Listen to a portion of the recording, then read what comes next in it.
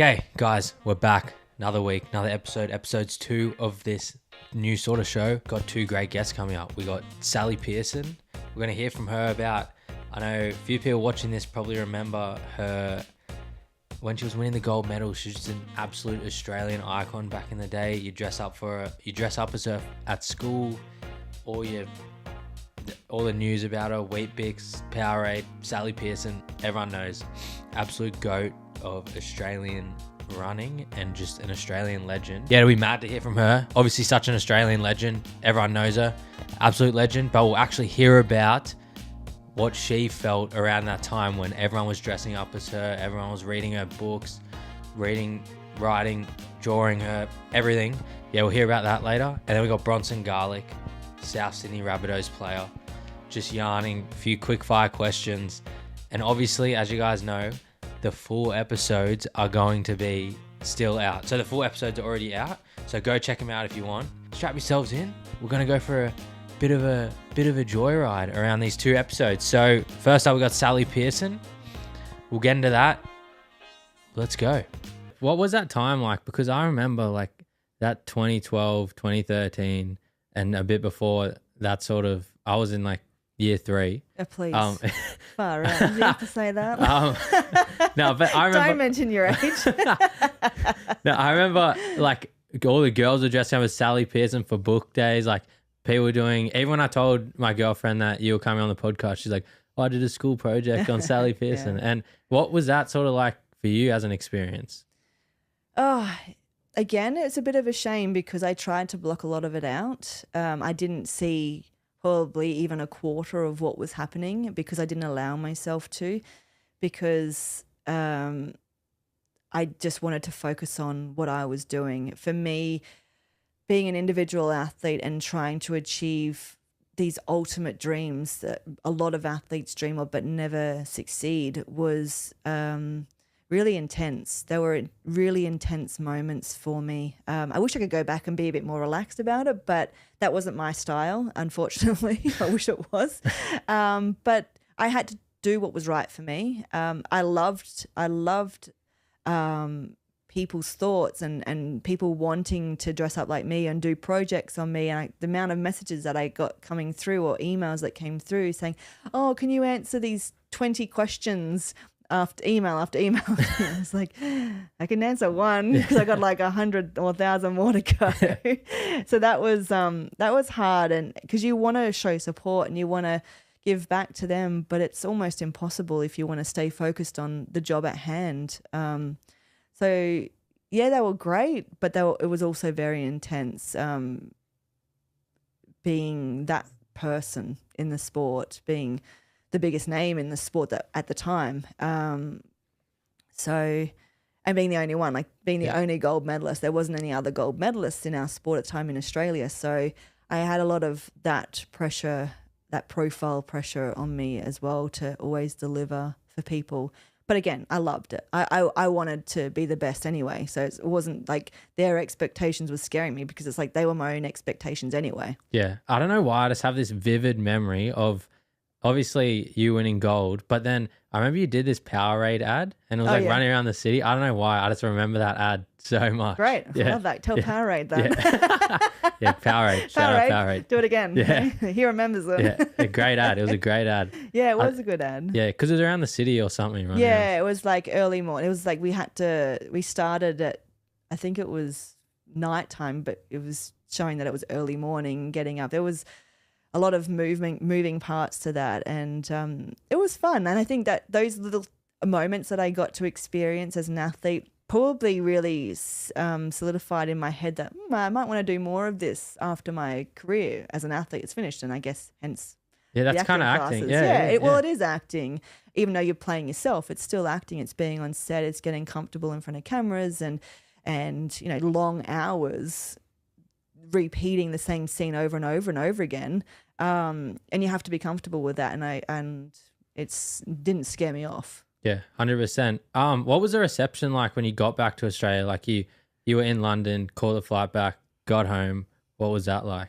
Yeah, it was huge, I suppose. So you do all the parades, the Olympian parades as well, and they're just nuts. Like you don't realize how many people want to come out and support the athletes walking and their favorite athlete walking in these parades. It's very surreal feeling, and it's a nice feeling. You're like, oh, I did this for a reason, you know, that this is part of the reason why you want to do so well, is because you have these people here cheering for you, and they're lining the streets to get photos with you or to talk to you or to get your autograph. And yeah, it's pretty hectic, but it's a very quick turnaround before you have to put your head down, bum up again, and keep working. So there's not a lot of time to really enjoy those moments for a long period. Yeah. When you were there, did you stay in the village both times? Mm-hmm. How was that? Love it. I love the village because you're safe in there. You know, yeah, sure. Everything's done for you. You don't have to do anything. From wake up to, you know, sundown, you get your breakfast, you get your lunch, you get your dinner, you get snacks, you get drinks, you get entertainment, you get other athletes, your room's cleaned for you on a daily basis. Like, all of these things are done for you. Like, I wouldn't want to go anywhere else. And I want to soak up that atmosphere. I want to be around people that are like-minded. They've all got a job to do. Everyone who's at an Olympics, a high level, and they want to do well just as much as you do. So they're going to do everything they possibly can to be in shape and be locked in mentally to be the best athlete that they can be. And I want to be around those people. Yeah. Did you walk past anyone you were like, no way, that's so-and-so or anything? One time, a long time ago, one of my first teams, it wasn't an Olympics, it was a World Championships. I was 16 at my first World Championships, and I anchored the 4x100 meter relay in Paris in a crowd of 80,000 people. And I was like, oh, this is freaking cool. Like, this is what I want to do. Like, I want to do this on it every day. Anyway, we were in the lunchroom and I was with the marketing lady because I was the first one there out of all the Australian team. I was sitting with the marketing lady because I had nobody else to sit with. And we got along really well. Anyway, all of a sudden, I just dropped my fork and mouth wide open. I'm like, oh my God, there's Maurice Green. Like, that was incredible. He was just walking straight towards me. I'm like, I get to hang out with these people. Like, I'm sitting at the same lunchroom as Maurice Green, who's like the biggest American sprinter and biggest personality you've seen in the last 3 years, because obviously he won Sydney Olympics, and this is 3 years later. Yeah. And you're standing right in front of me. I was 15 at the Sydney Olympics, and how old was I? 14? I can't remember. Anyway, do the maths. Yeah. 3 years later, and I'm standing in front of Maurice Green, and this is incredible. This is like life-altering. Once again, shout out to Sally, absolute legend. Can't believe I got her on the pod. Was such a huge fan of her back in the day. Still am a huge fan of her. If you want to go check out the full episode, there's some pretty interesting stuff talked about in there. A little bit of acting going on with Sally, but I'll keep that for the full episode. Go check it out on the channel. But yeah, just for today, I thought just to break up the episode a bit, I'd do a little embarrassing of myself. I thought I'd let you guys in on a secret of mine, that I've been a serial celeb DMer for, not anymore to be honest, when I was probably ages 12 to 16. I loved a little DM to a celeb, see if I would get a follow, see if I would get just a message back. Never got one, unsurprisingly, but yeah. So let's get into the first one. Let's see. Yeah, we got the first one. Happy birthday, GOAT. Keep being goated, to Marnus Labuschagne. He actually did end up replying just because I made a video about this, and then he messaged me back saying, cheers, legend. Next up, sending an NBA memes post to Russell Westbrook. I know he had a bit of history with KD, so I thought, what year, 2018? I would have been 14th of Jan, I would have been 13. Sending through a meme of KD to Russell Westbrook. Thought I could get in on the joke. Thought maybe we'd become best mates. Obviously, we didn't. Maybe it's still coming. If anyone watched YouTube back in the day, they know FaZe Rug. They know the FaZe clan. I sent him a message. Man, you are the best YouTuber. You're an absolute inspiration. I think I was meant to say inspiration, but absolute inspiration to the world. I love your work, man. Keep it up. Thumbs up emoji.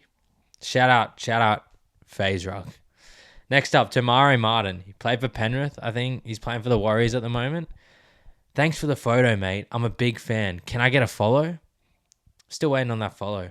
Just quietly. tomorrow if you're watching this. I'm sure you are. I know you're a big fan of the show. Yeah, go give me a follow because you let me take a photo with you. So that means you should follow me. Okay, we're done with that. Let's get into something a bit better. My quickfire questions with Bronson Garlick. It was actually a mad yarn. He's a legend. Went to the Garlow's Pies factory to do it. Shout out Garlow's Pies. But yeah, let's get into it. Got sort of 10 quickfire questions that just get your brain going, mate. Number one, hardest play you've ever had to tackle? Being outside back. Tedesco's pretty tough to tackle. He's just strong and fast, and he's zipping around there. Yeah, he just breaks so many tackles, eh? He'd be up there. Yeah. I think if you nailed it down to that, most people would say that, I reckon. Yeah. How's it gone tackling like Latrell at training and that? Is he? He's one of those guys you actually don't want to really get near because he'll just fend you off. And you want to kind of. It's good that I'm actually not defending like out there in the centres because he makes blokes look like fools. Yeah, I feel like even like he's a big guy, but he's a back. Yeah. He can make the forwards look. Mate, he's that strong in the gym. It's ridiculous. Like, and you realise why he breaks so many tackles and makes blokes look like little kids because he's that strong. Yeah. He's going to have a big year, mate. Mate, I know. He looks fit as well. Yeah. He looks I'm glad I don't have to tackle him anymore. Yeah, mate, he looks tough at tackle. And when he tackles you, he's not afraid to hit you either. Oh, yeah. I remember in Origin a couple of years ago, he just picked up Reece Walsh by the back of the shirt and just tossed him on the ground. Yeah. Mate, when you're that big and strong, you do what you want. Yeah. He does that, so it's funny. Mate, when he's playing, because I'm a Para fan, when he's playing Para, I'm like, fuck, I don't want them to get near him. When he's playing for New South Wales, I'm like, I fucking love this bloke. Second biggest spray you ever copped? Probably from Craig early on. Down in Melbourne, they're big on inside shoulder, which is a defensive movement. You don't want blokes going in through the middle of you. And I was doing it a fair bit at training, and he pretty much said in front of the team, like, if you fucking do this again, you're going to be nowhere, mate. So I shit myself. I was like, fuck, all right. And I don't think I took one for the rest of the preseason. So far out. Yeah, that was definitely up there. Yeah, it's funny. Jimmy Maloney said the same thing because he was at Melbourne at the start of his career, which is that long ago. Yeah. It's the same. He said, I asked him what his biggest spray was, and he's like, probably Craig Bellamy for my inside shoulder. Yeah. That's something he drives, you know. So that's one of his pet peeves, I think. Yeah. Hardest trainer you've ever seen? Josh King. Yeah, big man. He's like obviously not the fittest bloke ever, but like he'll be there in wrestle. He'll be there in the fitness. Like he's keeping up with everyone. He doesn't take a backward step. He's a hard man. Far out. Yeah, wouldn't want to come up against that.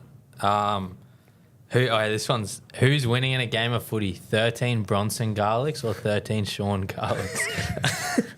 I think I got a bit more pace than me, old man. So just run around. If you had a Sean Garlick at fullback, I don't know if he's doing too much out there, but through the middle, he'd probably have it over me. But I reckon on the edges, I'd probably get him for a bit of speed. Yeah. So, mate, surely AI can sort that out somehow. You're able to get something going. One thing fans don't see in the life of a footy player.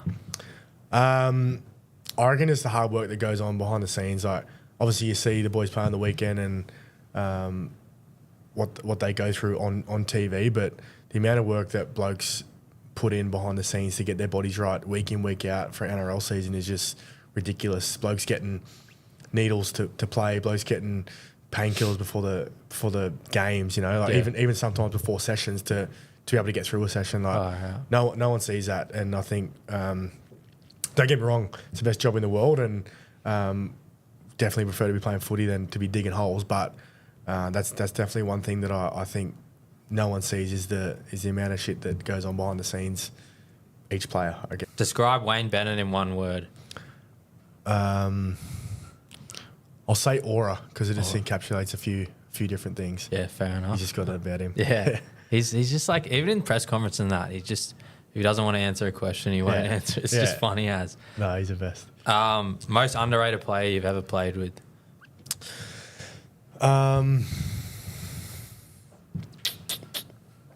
Underrated. I'll probably throw back to Josh King. Yeah. I feel like he's played that many games now, and I feel like he should be thereabouts for an Origin. He'd be the perfect Origin player in my eyes.